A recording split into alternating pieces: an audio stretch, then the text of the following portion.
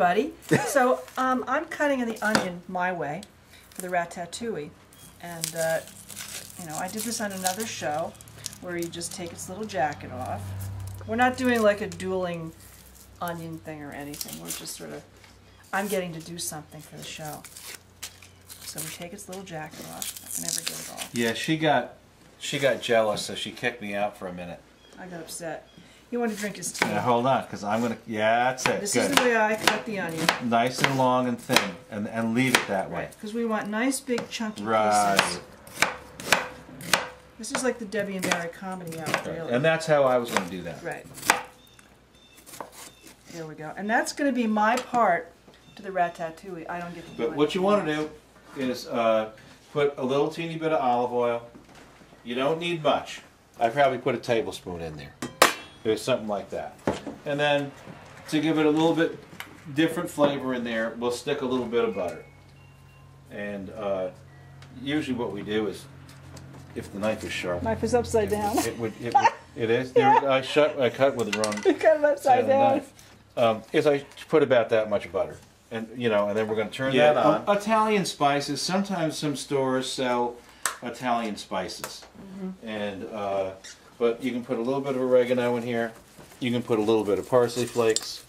You know, something like that, just to spice it up. You know, here's some dried parsley flakes. We'll take a little handful of that. You know, but about that much. Just, Yeah, I like parsley in it. just throw it in there like that. And then, since Debbie has already sliced these up lengthwise, you know, we'll go ahead and we'll, you know, you want to, I kind of pull them apart like this. They'll fall apart as you simmer them, and you want to simmer this very low.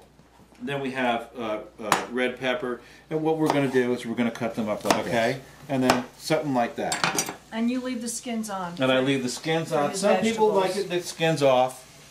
You know, some people like the skins off. You do that. Same with the zucchini. You know, 3/4 of an inch. And then we've got a nice big tomato. And then we'll throw those tomatoes in there. And we're going to do the rest with the rest of that tomato. Now remember that the diabetic, you know, we want vegetables. That's what we want in there. And you leave them in big hunks like that. Yeah.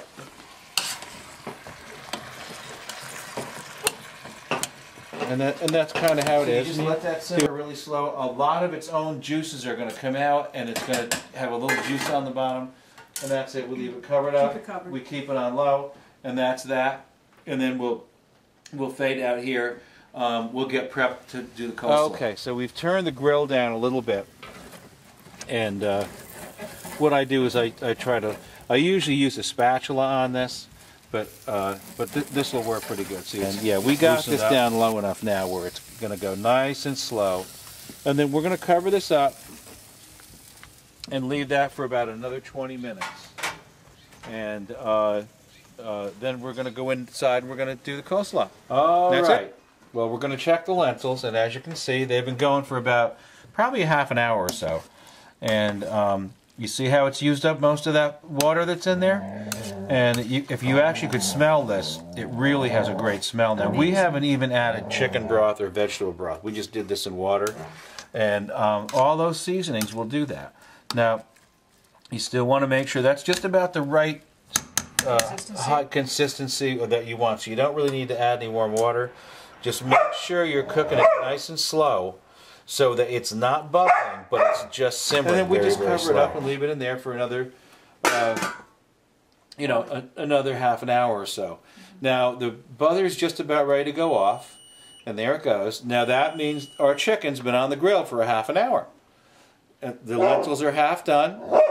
The ratatouille's been going for about 15 minutes. Around, and what we want to do is we want to still leave them so when you chew into them, they're a little crunchy. They don't have to be totally crunchy, but just a little bit, and it gives you something to grab onto when you're eating it. So you can taste them. Yeah, so you can taste them. And then if you cook them too much, they just turn into mush, and it's like eating squash pudding is So what I it ends grated up the being. carrot while he was out because he wanted it sliced and I wanted it grated.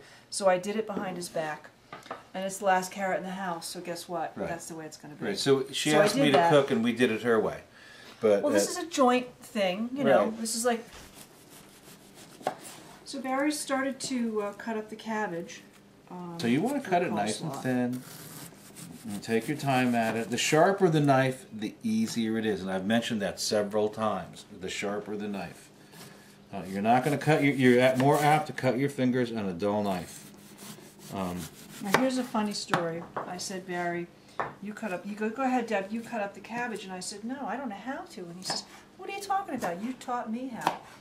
I don't remember teaching him how, but with him cooking, I always let him do, because he's the real master chef in the family. Unless if she cuts the carrots up her way. Yeah, we see how to do that when he wasn't looking. So it's been about a half an hour, you said? Or? It's been about a half an hour. This grill runs a little bit hot, so we had to kind of adjust it to cook it down. But as you can see, these are browned up now. That's gorgeous. So then you just go ahead and take these things. They're already loosened up. And as you can see, you just flip them over. And then what we're going to do is probably for about 20 minutes. Leave it like that. We'll give it 20 minutes. We'll go in here, finish the coleslaw. The lentil beans are already cooking up. They're almost getting done. The ratatouille's cooking. It's almost getting done. And we're just making coleslaw, which isn't cooked. It's just a raw vegetable with a little bit of sauce in it, and we're up and running. That's it. Good. When a pot is this full, it's kind of hard to stir from the bottom because you're going to dump it. Right. So, but you can see how far that's reduced and starting to cook down a little bit.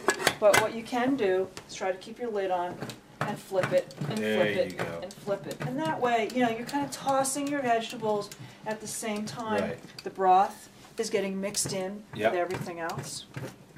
Let's see, Barry, what do you think? Yeah, see?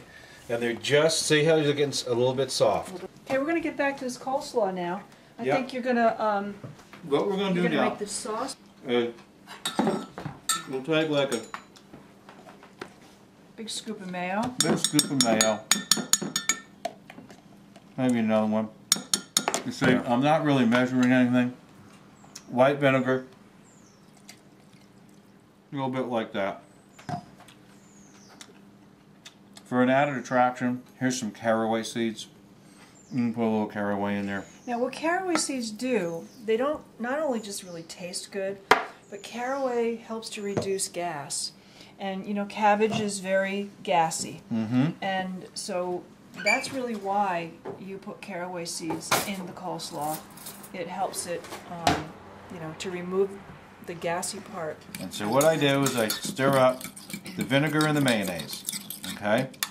Now because I'm a diabetic, we usually put sugar in it. Regular people put sugar. I just put some Splenda or some Equal or some saccharin just to give it a little, like a sweet and sour, because the vinegar is kind of the sour and the sweet and low is like the sugar. Now you can buy these ready-made creams, you know, coleslaw mix and stuff. It's garbage. Chances are there's going to be corn syrup in it. There's going to be all kinds of additives, preservatives. A little bit. As you can see, I'm really not measuring. I'm just kind of throwing stuff together. Barry, how many Splendas did you put in? 5? About 5. Okay. You know, I'll go ahead and do a little taste test like this. You know, tastes pretty good to me. Basically, that's the sauce that we have for our coleslaw. We may need to add a little bit more something to it to extend it, but what we're going to do is we'll put the carrots in there. We're going to thinly slice up long, thin, red, a red onion. That's perfect. It's probably enough, huh? Yeah, no, put the whole one in there. Oh, the whole yeah, give it some spice. Spice it up. Give it some flavor. Huh? Yeah. So you don't use apple cider vinegar, you use white vinegar. White vinegar. This is just a basic, your nice old basic old-fashioned coleslaw that I was actually taught when I was a kid in upstate New York by my grandmother and by my mother. Debbie and I have learned a lot of our cooking skills from these old-fashioned people that had their own gardens, that made their own breads. They made their own grape jellies. Us as kids, picked the grapes. My grandmother mashed them up. And believe it or not, one time we had peanut butter and jelly sandwiches, and the grape jelly had fermented, and we were about 5 years old, and our grandmother got us drunk on fermented grape jelly.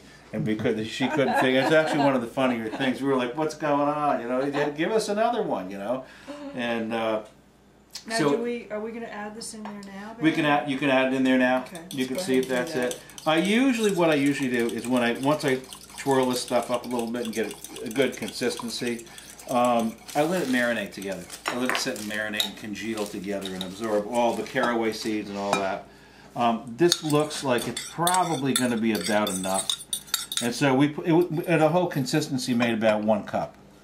Okay, and then Deb is going to take and stir that stuff up. And you want it to be a little bit creamy. It doesn't have to be really, really creamy. You can always add a little white vinegar. You can always add a little bit of something else. Salt and pepper? You can put some salt and pepper in it. You know, you want a little pepper. Whoa, Barry, whoa. See, she thinks it's too much. No, but I can't eat that kind of pepper. You'll find out. You won't even notice it. The vinegar will eat it up. You want to leave it a half an hour. Right. You want to leave that stuff set for a half an hour so it marinates into itself. That chicken's still going on the grill. It's probably got 10 or 15 minutes left. We got our lentil beans are pretty much almost coming to a close over here. As you can see, there they are. They're simmering nice and slow. We got our ratatouille starting to get soft. Pretty much it. We got 10 or 15 minutes, and there'll be a dinner on the table, and it was all timed. The whole thing took about an hour. That's basically about it. When that chicken's done, about 15 minutes, and we'll plate it up, and we'll give it all a taste, and that'll be it. We'll see you soon. And I'm going to eat my cabbage part. There you go. Yep. Now the grill cooks a little bit hot, so it's got a little bit too dark on the outside, but I caught it just in time. Yeah. Now, if you don't have a cooking thermometer, all you got to do is you hold on to this and you go, hey, look it falls apart. There you go. See that? It's done. That's how simple this whole thing is. When it falls apart like that, it's done. It's cooked. It's seared all the juices into it. This is going to be really, really moist. Beautiful. And so, yeah, and that's how you cheat. And that's so we're going to plate this up, and we'll see in the dining room. We're going to eat in the dining room tonight, which is very special. I mean, this is a fabulous feast. Just take a look. We've got the beautiful lentils with all the vegetables in there, and there's a lovely little broth in there still. Our ratatouille, the coleslaw, the chicken's gorgeous. And Barry likes to have, he has a salad with every meal, breakfast, dinner, he loves his salad. Let's give it a taste, Barry, and see what we think. Yeah. Now, you know, I actually have done this for so long, I know what it's going to taste like, so it's going to be delicious, it really is. Incredible flavor. Now, delightful, really, really good. Coleslaw, fantastic. Let's try the lentils. And then, oh, lentil beans are great. Coleslaw's good. I'm going to try the chicken. Now, Barry, you also said that, you know, you can have a little slice of bread every once in a while, right? Yeah. So I've made some homemade rye bread over there, and Barry said because we've been so good, this meal is so completely safe. Yeah. He could maybe enjoy a small slice. Yeah, you cut a slice of it off, and you have yourself. You can put a little butter on it. Butter's not going to hurt you, and have yourself a little piece of bread. Treat yourself, you know, and that's pretty much it. You could eat as much chicken as you want. You could eat as much beans as you want. As much ratatouille. Fit for a king. And it is not going to raise your blood sugar. It's very safe. And I thank my brother so much for coming to spend some time with me, and for being my guest chef. Yeah. And I love you. We'll see you next time on Home Cooking with Deb. Bye-bye. Bye.